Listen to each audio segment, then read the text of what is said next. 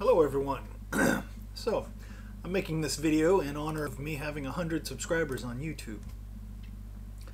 Today I'm going to show you how to use Reasamplomatic5000, which is a VST sampler that is included in the suite of plugins that comes with Reaper. So today I'm playing with Reaper 5.0 or 5.1, 5.01 to be accurate. And it looks a little bit different, but everything seems to be exactly the same. So let's get started. So I'm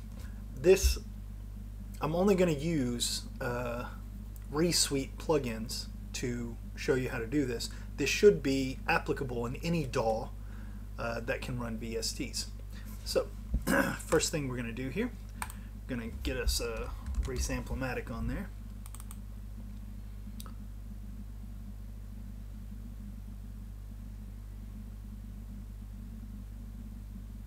I have the audio set up a little bit differently so that I can record this video. Today I'm working on my ThinkPad. In the past I've been working on my desktop, and the requirements are a little bit different. Okay, so you'll see here on Reasamplomatic there's a whole lot of information here, and for right now we're just going to ignore that, right? So I'm going to show you how to set up a simple drum machine, which can be as simple as having a single drum sample, or as I'm going to show you, sorry about that, or as I'm going to show you, it can be as complicated as having a full drum kit. Alright, so first thing we're going to do is we need a sound here. This is where your wave file goes. So we're going to go to Browse, go to where your wave files are. I'm not sure if it accepts other wave.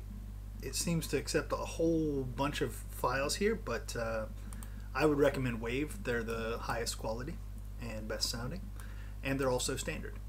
So first thing we're going to do, we're going to use a kick. Alright, so if you click this button here, you can hear the click. Just going to turn that up. Yeah, it's as loud as I can get it. Alright, so this is your attack, your decay, your release, and sustain is down there, I believe. So basically you can adjust these here using your eyes, or you can adjust them using numbers here: attack, sustain, decay, release.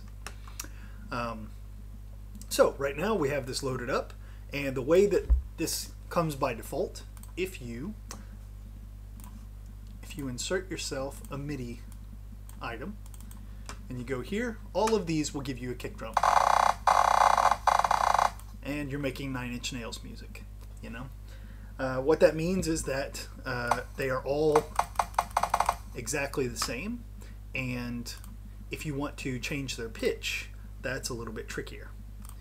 So, but typically on a drum kit you don't change the pitch of the drums that you're using. So for this tutorial I'll show you how to do it, but you typically don't want to do it. If you make it note semitone shifted, then they change.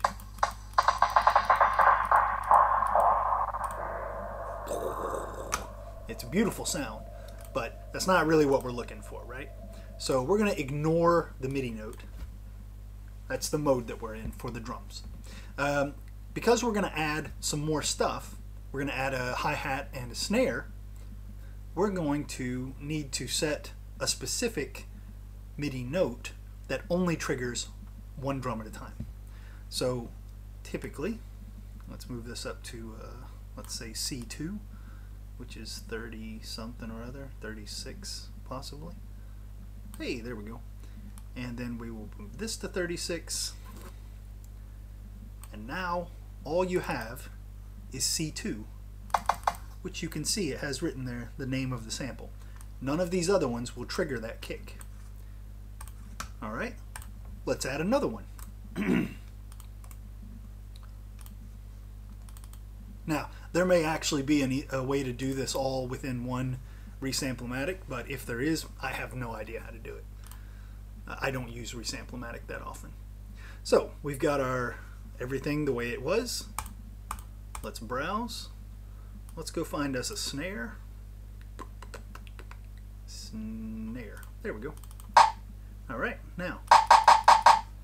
And if you adjust, for example, the attack, if you don't know what that does, it's fun to play around with because it helps you learn how synthesizers and samplers work.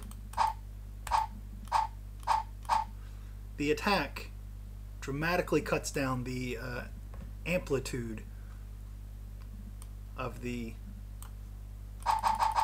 sample, and you kill the attack. All right, now on here we have the snare on every single thing, so we don't want that. So we're going to do the same thing here. Let's move this up to 38. You know what? I'm just going to use my keyboard. There we go. That's easy. 38. And now we have kick. All right, sounds good. And let's get one more in there. And you can do this with as many drums as you want. I'm gonna show you something cool here in a second.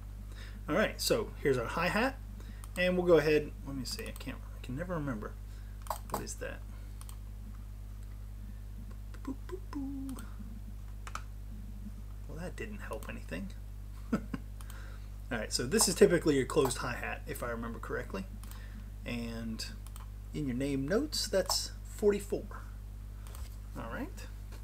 So we'll put this one to 44, and we are good to go. So that means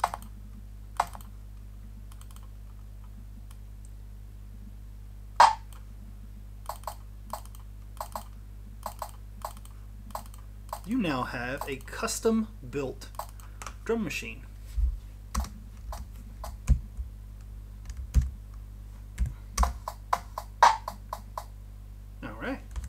Now, let's say you build yourself a custom-built drum machine using only free samples that you find online.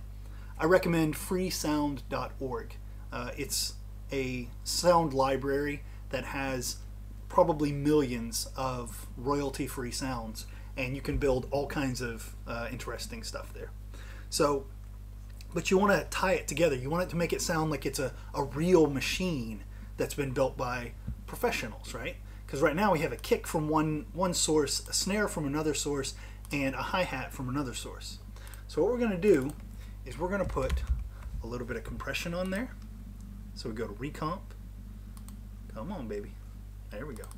Put a little bit of recomp, and you can do it however you like it. I'm going to go ahead and just use the New York drum bus here. Auto makeup. All right. And then just the tiniest hint of reverb. Put it on Mix Alive there. That's a little bit too much, so let's move that down to maybe 34%. All right, starting to sound pretty good. And you can add as many of these Reasamplematics as you want. As you can see, they don't use very much CPU, which is great. A big sampler like Sample Tank uses considerably more resources, and Sample Tank might be entirely too much for what you need. Reasamplematic is a great, simple way to load up single samples and do some interesting stuff with them. If you have any questions, shoot me a line on Tumblr or on YouTube. Thanks for watching.